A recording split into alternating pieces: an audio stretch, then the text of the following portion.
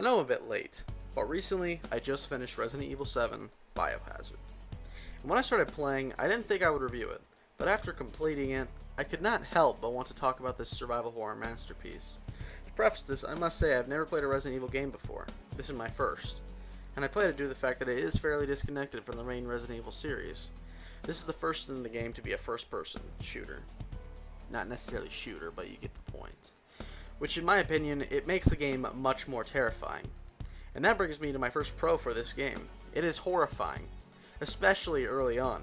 The game can be extremely scary to newcomers. I've had my share of screams, but it's not just the jump scares you've come to expect from modern movies and games. The game can be incredibly tense, which is helped by the fantastic sound design. The horror this game brings isn't just from loud noises or jump scare, which there are to be fair. It's from the intense, terrifying atmosphere with the creepy setting of the Baker estate, and some other locations that come later in the game that I won't spoil. While I love this game as a horror title, it's very, very much more. After all, it is called survival horror for a reason. The game can have you feeling stacked on ammo, medicine, and such one minute, then the next you're terrified of your life, because you don't know if you'll have enough ammo to make it to the next room. The only complaints I have is with the survival mechanics, is the lack of the iron sights, but I can look past that.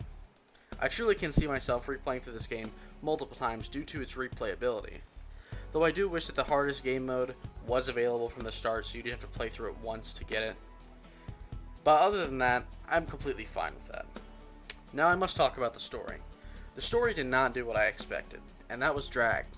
I was thoroughly invested in the characters, villains, and stories the entire time.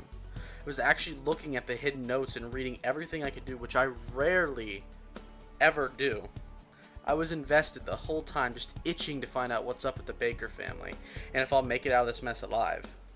Well, near the end, I found myself a little annoyed with the antagonists of the game. I overcame that when more was revealed to me.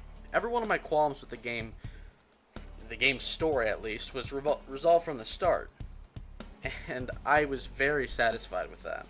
Due to my love for this game, I will be playing the elder games of the series, because I must say, I am completely taken aback by Resident Evil 7.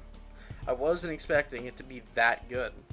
I have little to no problems other than a few gameplay snags and the fact that the game is really only 9 hours long, at least for my playthrough.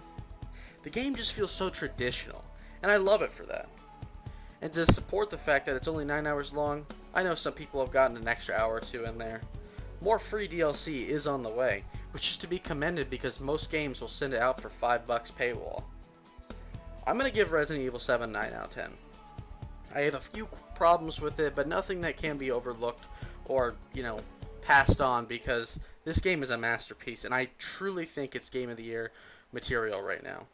I haven't played a game this year so far that has lived up to Resident Evil 7. I hope you all enjoyed, and I'd really like to know what you guys thought of the latest Resident Evil game. If you have any questions, comments, or concerns about the game, leave them in the comments and I'll get right back to you. Thank you all for watching, and I'll see you next time.